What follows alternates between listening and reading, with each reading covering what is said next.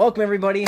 Robert Doyle here. Hope you're having a wonderful day. We're back with another video. Today I just got some news to go over. Some important updates are coming out on the XRP ledger on the 31st, which is Halloween. I'm shooting this a couple days before. It'll be edited and probably be out tomorrow, which is Saturday. So it'll give you enough time to prepare for what's about to happen with their NFTs. Also, I have some updates for you. I just want to go over really quick. If you're looking to join a community and you need some help understanding crypto, or if you need a safe space to learn, you can always join the Cryptonaires Discord for free and talk in general chat. If you really want to gain value out of our community, though, I recommend signing up. Right now we have 30% off for the next year. If you use Alpha 30 when signing up at cryptonaires.com, you can join our conversation. This week alone, I've had a call with Vaporify. It's almost up 90% in the last 5 days. Called Saito, which is up about 30%. And then there was another call, Saito, and it was Tonic, which is up another 25 or 30%. There is value there for you. Right now we have an NFT, a couple NFT projects coming up for passive income. We got whitelist. We have $50 off NFTs up to 10 each, which is $500 in savings. There's a lot of different things you get as being a Cryptonaires member. So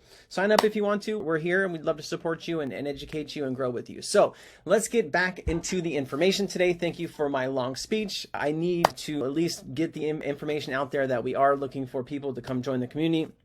If not, why do all this, right? All right. This morning, I had a great talk with Jason Klein. You can go to the Cryptonaires Twitter page and listen to the spaces. Jason is a fantastic NFT enthusiast. He's built projects and he's really connected, and he dropped a lot of alpha during that chat. So go back and re-listen to that. You will get something out of it. I got a couple of videos today and some news, so bear with me. Let's take it slow and let's listen to what we got here. So this is from XRP. This is about Darren Moore comments during this. If you're not following XRP Darren, you should. Fantastic gentleman in the XRP space, and he knows so much. Give him a subscribe on Twitter and on YouTube there.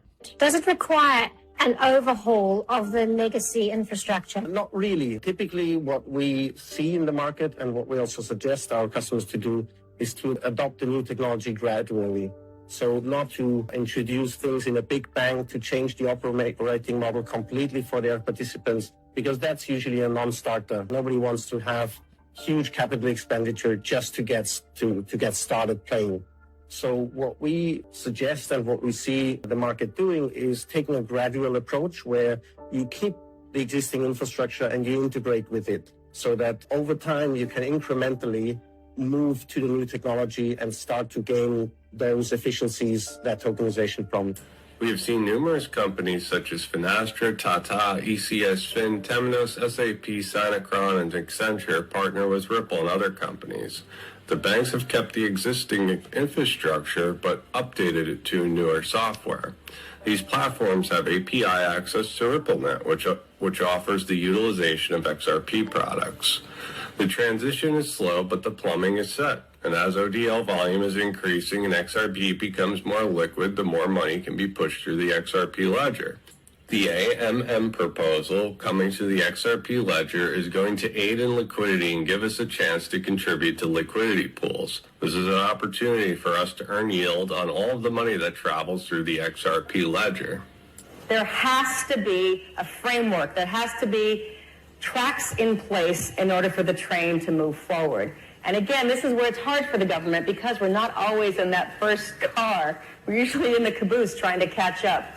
But I do believe in that optionality. I do believe that everyone, this kind of financial inclusion, access to all types of ways of commerce, the train's already left the station. It's already happening. It's us, it's we who have to catch up. The train has already left the station, guys. When you look at this technology, it's been rolled out. Ripple's been in business now for 10 years. They've been hiring and building new corridors. It's just crazy, guys. And so if you're not following what Ripple and XRP are doing, you really should. This is probably one of the most important assets you can hold. In my personal opinion, I'm not a financial advisor, but BIS Project Mbridge, the MBL Mbridge ledger is looking more and more like XRP. Accenture is an Ripple technology partner, and Ohm Blockchain is XRP enabled, guys. So if you look, is the BIS Innovation Hub talking about Mbridge.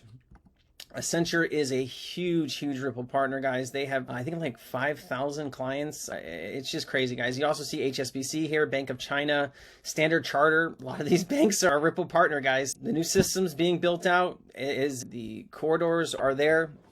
It's up to us to pay attention and to try to take advantage of what's happening around us. So as this new technology is being rolled out, right, we always talk about inclusion. We talk about a level playing field for the world, right? And how to do that, guys, is there's still a big chunk of the world that doesn't have internet connectivity, right? A lot of people have smartphones, but they can't hook them up, right? And so there's places in Africa, there's places in China, there's places all over the world that higher in mountains that just don't have internet access, cables. So the best way forward here is a Starlink system. Elon Musk has been working on this for several years. It's being rolled out. There's a bunch of satellites no bigger than a table. They hover, I think, 500 miles above Earth or above the atmosphere, and they beam down very fast internet. And this is going to allow people to join this new system, connect everybody to each other, basically. So let's watch this real quick. Let's start by clarifying the difference between a television satellite dish, such as this one, and the Starlink ground dish, which Elon Musk dubbed Dishy McFlatface, or Dishy for short.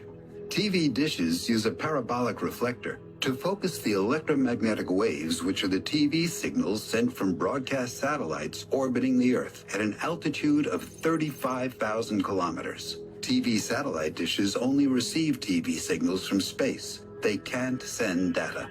Dishy, however, both sends and receives internet data from a Starlink satellite orbiting 550 kilometers away.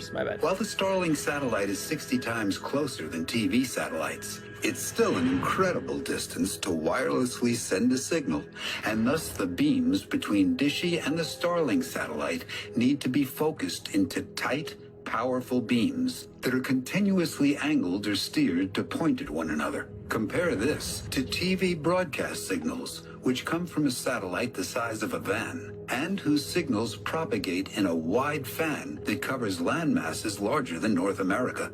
Table-sized Starlink satellites, however, need to be in a low Earth orbit to provide for 20 millisecond latencies, which is critical for smoothly playing internet games or surfing the web. And as a result, their coverage is much smaller. Thus, 10,000 or more Starlink satellites, all orbiting at incredibly fast speeds in a low Earth orbit, are required to provide satellite internet to the entire Earth. And guys, this is being rolled out. There's already thousands of satellites in space. If you YouTube Starlink satellites, they'll show you them going over, and you can actually see some of them at night. It's pretty incredible technology, and it's happening right in front of our eyes, guys. We listened to Darren Moore here. So why will banks use Ripple technology, including XRP? This is from Matthew Liny, who does a great job promoting different cryptocurrencies, especially XRP.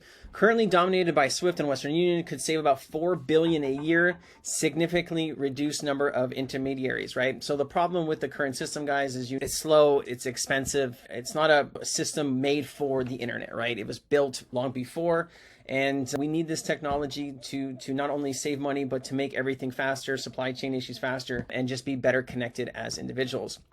So what's happening on Halloween, guys, is this. The XRP ledger is getting non-fungible tokens, so NFTs are about to go crazy on XRP, and I will be doing a video on some different projects that I'm looking at I'm going to record that tomorrow. It'll come out on Sunday, so it'll be more than enough time for you to take a look at it. But let's take a look at what this has to say, guys. NFT conceptual overview. NFT token functionality is a part of non-fungible tokens v1 amendment to the XRP ledger protocol. You can use these functions on the NFT DevNet now, but they are not available on the production mainnet. The XRP ledger offers support for tokens known as IOUs. Such assets are preliminary fungible. Fungible tokens can easily be traded between XRP users and other issued assets on the XRP ledger decentralized exchange. This means it's ideal for payments, guys, okay? Ideal for payments. A good example of a fungible item might be a postage stamp. If you're standing around in 1919 and need to send a letter by airmail, you would purchase a 24-cent stamp, affix it to your envelope. If you lost that stamp, you could use a different 24-cent stamp, but then that would be two different stamps. And this is just talking about their example. I don't love the example, but the XRP ledger, a non-fungible token, is represented as an NFT token object. A NFT token is a unique indivisible unit that is not used for payments. Users can mint, create, hold, buy, sell, or burn, destroy such tokens. The ledger stores up to 34 NFT objects owned by the same account in a single NFT token page object to save space. As a result, the owner's reserve requirement for NFT objects only increase when the ledger needs to make a new page and store additional tokens, right, guys? So this is very interesting technology. You definitely should take a look at what's going on here. This is being rolled out, and I do think there's going to be a lot of opportunities with different NFT projects that are going to go big. As the XRP ledger has a very unique community of just very strong, passionate people, and those passionate people are going to want to trade and buy NFTs. So you definitely want to pay attention to it. Sologenic Originals own a unique 3D avatar for the metaverse and gaming, right? Sologenic is one of the spaces that is going to be rolling out some of these things. You can view, buy collections and different things here, and this is only going to get bigger and bigger here, guys. So definitely check it out, sologenic.org/NFTs/marketplace. Okay, if you've been living under a rock and you are not out and about, it's okay. That's why you're here listening to me.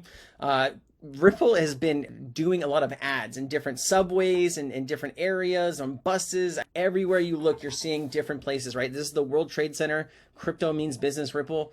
I do love what they're doing here. I do think other big companies need to start doing more of this, getting the information out there, showing people that, hey, crypto is here to stay. It is a serious thing. It's not just something people are using to buy and sell NFT or 10,000 Bitcoin for pizza. One other thing, guy, here by Payment Infrastructure News, breaking SWIFT postpones ISO 20022 migration, originally planned for November of this year. So the original plan was to roll out ISO in November and roll it out from 2022 to 2025, and they keep the old system up with the new system. Banks and financial institutions move over to the new system. They keep the old system up just in case something happens to the new system, of course. It looks like we're having some delays and postponement. Here's the article. SWIFT accepts community request to start ISO 2002 in March of 2023, guys. This is a pretty interesting date because I know there's some other payment networks gearing up to go live in March, and I think everyone is really expecting this to kind of pop off or go crazy, hopefully in March here when this new system launches. But let's read a little bit here and I'll let you go for the day. SWIFT has worked extensively with its global community to prepare for the start of the ISO 20022 migration for cross-border payments and reporting CBPR+. And since August, all required capabilities have been deployed and institutions have been able to exchange ISO 20022 messages on an opt-in basis. On the 20th of October, 2022, the ECB, which is the European Central Bank, shared its decision delaying the ISO 20022 migration for the Euro system by 4 months. In light of this announcement, and in line with our earlier scenario planning, SWIFT committed to further analyze and validate impacts of the timeline for the CBPR+, and with a view of maintaining operational business continuity across the global financial system. An overwhelming majority of the global community has requested that SWIFT align the start of the global ISO 20022 migration for CBPR+, and the ECB's updated timeline ease implementation. In response, we have taken a decision to accommodate this request, and SWIFT will begin the ISO 200 MT coexistence period for all users on the 20th of March 2023. It's a big day, guys. Pop champagne, do something. At this time, it is clear for our community feedback that there is strong momentum across the industry to implement and gain value from ISO 20022, which rich data. So revised start date of the 23rd of March and will be definitive. Financial institutions are therefore encouraged to continue preparation for the March 20th start date and consider all potential scenarios in the planning to ensure readiness and the start of ISO 2002. So guys, it's coming. It's good to see SWIFT out here saying, hey, we're not quite ready, we're pushing it back, but they're aligning with the European Central Bank, SWIFT, everybody is coming together. This is happening whether we like it or not. CBDCs are 90% of countries, central banks are working on CBDCs. It's going to happen, guys. And what happens after that, I don't really know how this system's going to run or how this new system's going to look. But if you stay here on this channel, I will keep you up to date with all the news and information to keep you ready and prepared. And I wish you a good day. Have a great weekend. Happy Halloween. Have some fun with your kids. If you don't have kids, have some fun with your dog or your pet or whatever, your cat. Ciao, guys. Bye.